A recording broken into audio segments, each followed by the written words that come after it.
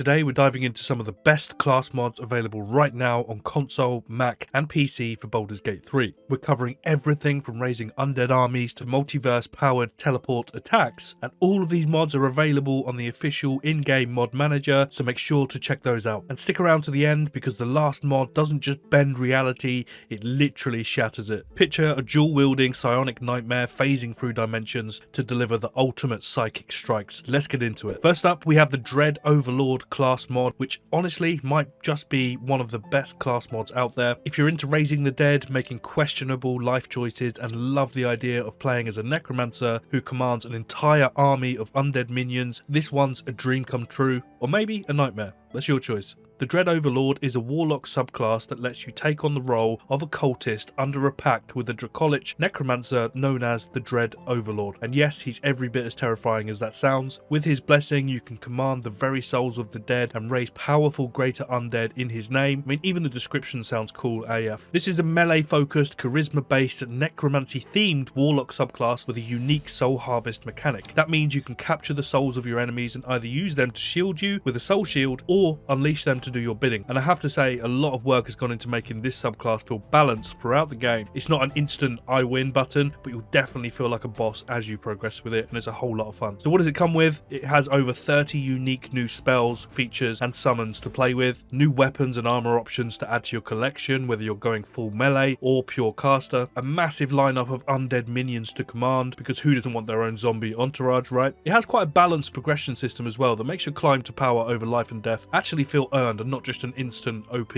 I win situation. It adds loads of new lore and books related to the Dread Overlord and the backstory, so you'll really feel like the main story in a dark fantasy and you become kind of like an origin character yourself. And it adds in new quests, Profane Blessings side quests that increase your powers, alongside a Totems of the Necromancer questline which stretches across all 3 acts of the game. It introduces new powerful weapons like the Scythe of the Death Mage and the legendary Scythe of the Dracolic. Now there's way too much packed into this mod to go through everything here, but the highlights are all about the insane creatures and undead you can summon from beyond the grave. For example, the skeletal giant, which as its name suggests is a literal giant skeleton, and it's super cool. Then there's the skeletal warlock, an undead spellcaster with a full array of damage dealing spells. Oh, let's not forget the tentacles that can drag enemies in and devour them in the darkness. So yeah, clearly you're not going to be short on terrifying minions to command. You also get many new spells. Necrotic armaments, for example, lets you imbue your weapons with necrotic energy for 10 turns, which boosts your damage and scales as you level. Not to mention it makes your weapon glow with necrotic energy, and who doesn't love glowing weapons? Oh, and the spell also makes you immune to necrotic damage whilst it's active.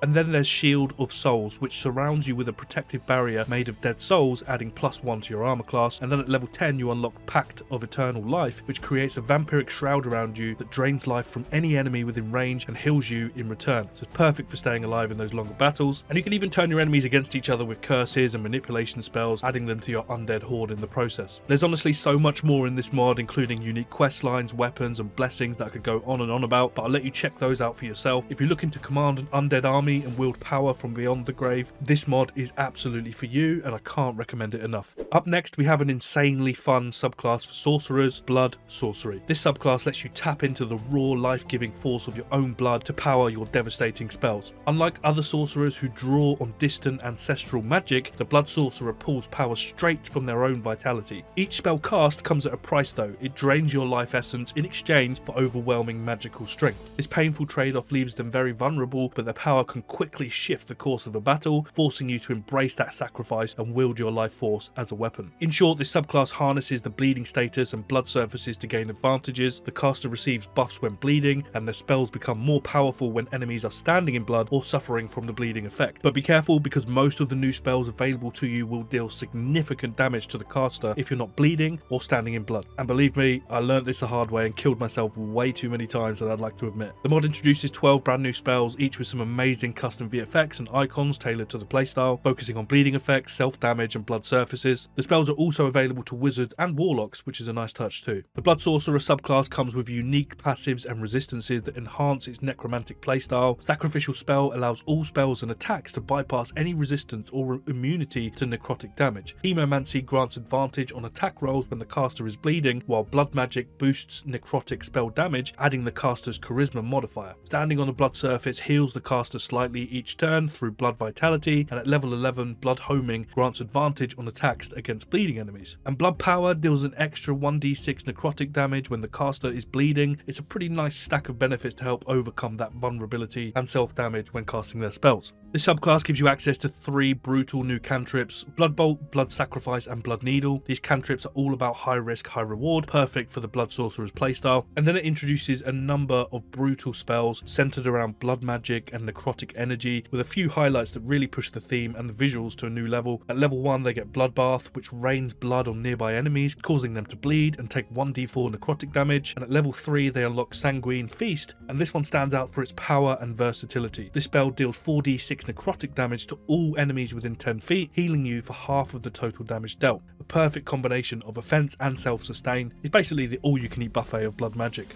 Level 5 brings Grasp of the Dead, an incredibly cool visual spell where blood tentacles rise from the blood surfaces to attack and restrain enemies, dealing 8d8 necrotic damage in a 12-meter radius. And those are just a few examples of the insanely powerful spells that come with this class. The Blood Sorcerer brings that high-stakes, heavy damage, and visually it's a lot of fun to play with the new VFX that have been added. A really enjoyable subclass that can dish out a lot of damage. Just make sure to keep an eye on your own HP, unlike I did, and keep those healing potions on hand, or at least write a will.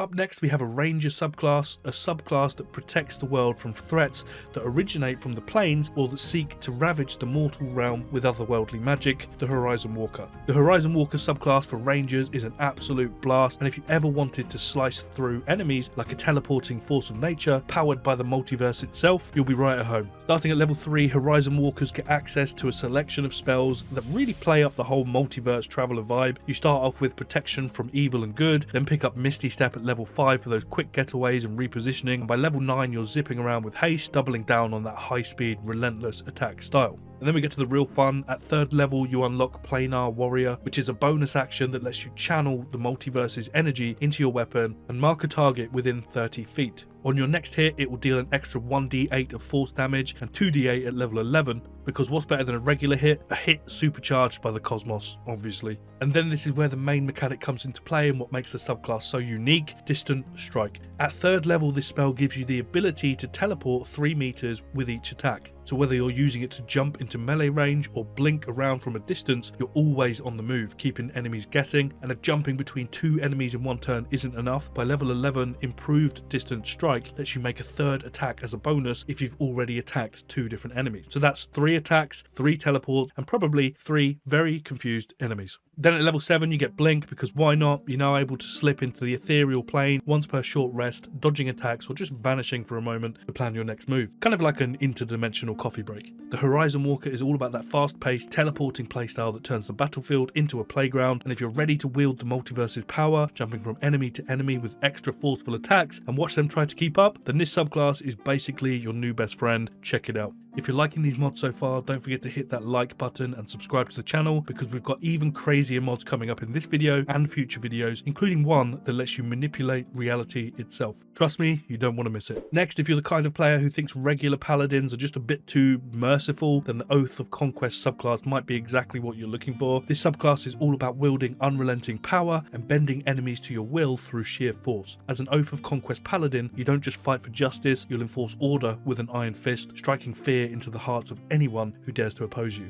At level 1 they get Chosen Adversary, which lets you mark an enemy as your personal target, gaining advantage on attacks against them for 3 rounds. Every time you hit they must make a wisdom saving throw, and if they fail they're frightened until the end of your next turn. At level 3 they unlock Conquering Presence, letting you channel pure terror, forcing all enemies within 9 meters to make a wisdom saving throw. Failures are then frightened for up to a minute, and also at level 3 you can use your Channel Oath to get a +10 bonus on an attack roll using Guided Strike, which is perfect for landing that critical hit, but just remember it shares uses with the Conquering Presence, so use it when it counts. Starting at level 7 they unlock Aura of Conquest, giving them a terrifying aura that immobilizes any frightened enemies within 3 meters and deals psychic damage each turn. By level 18 this then extends to 9 meters. And this subclass also goes up to level 20 as well, so it unlocks new skills and abilities at level 15 and at level 20. With these abilities, the Oath of Conquest subclass transforms you into a terror on the battlefield, leaving enemies either scrambling to escape or stuck in place, quaking waiting at your feet. Next up, we have the Void Reaver, a unique new subclass for the Mind Weaver, which we've covered in a previous video. Now, this subclass is designed for players who want to blend melee combat with psionic spellcasting. Think of it as like dual wielding reality itself. One foot in the physical world, the other in the void. It comes with mobility boosting passives, powerful psychic strikes, and enough void manipulation to throw any enemy off balance. And Void Reavers gain access to a ton of new spells, cantrips, and passives, which are all a hell of a lot of fun to experiment with, such as Void Weave, which lets you cast a cantrip for free right after a dual wield attack, and Reaver Arcana, which gives you the ability to cast Mind Reaver cantrips in melee range without the usual disadvantage from threatened. And whenever you have an advantage over an enemy, Dimensional Ambush gives your single target cantrips a sneak attack effect and delivers extra damage. Cerebral enhancements also add layers to the Void Reaver's playstyle, and some of the most useful ones here include Spectral Vanish, which lets you briefly phase out to dodge an attack completely, and Mind Strike Riposte, a psychic counterattack that hits back with weapon damage as psychic damage. Mind Resonance is another core upgrade, adding 1d4 psychic damage to each of your melee strikes. And there are a ton more spells here, such as Void Shift, which lets you swap places with a targeted ally or enemy, dealing force damage to the target as you swap, which is really useful for repositioning, escaping a sticky spot, or throwing an opponent directly into harm's way. Into the Void is amazing. This spell summons a Void Orb that deals psychic damage to everything nearby. It blinds enemies and drags them towards its center, and the Void Reaver can move freely through the orb's effects, making it a great tool for crowd control while staying hidden within the void. With Mindblade Apparition, you can also summon a spectral blade to deliver psychic attacks for you. And you also get Void Barrage, which unleashes 3 rays of void energy at your target, overwhelming them with force damage. All in all, the Void Reaver is a powerhouse with dual-wielded blades and psionic abilities, letting you go from melee attacks to devastating spells in seconds. Whether you want to dodge, reposition, or deal psychic damage right in the enemy's face, this subclass has the tools to make you a versatile, relentless force, and it's a ridiculous amount of fun to play with. And that's a wrap. Let me know in the comments which of these mods you're jumping into first, and don't forget to subscribe for all of the latest Baldur's Gate 3 mod overviews, custom campaigns, and so much more. Thanks for watching. I'll see you in the next one.